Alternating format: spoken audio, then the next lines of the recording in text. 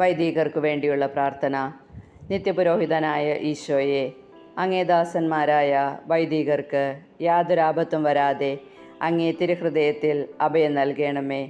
അങ്ങേ പരിശുദ്ധമായ ശരീരത്തെ ദിവസം തോറും എടുക്കുന്ന അവരുടെ പൂശപ്പെട്ട കരങ്ങളെ മലിനമാകാതെ കാക്കണമേ.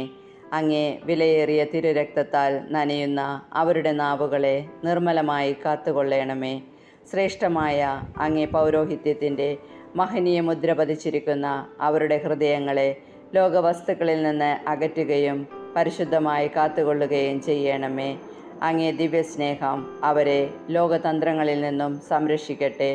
അവരുടെ പ്രയത്നങ്ങൾ ഫലസമൃദ്ധങ്ങളായി ഭവിക്കട്ടെ.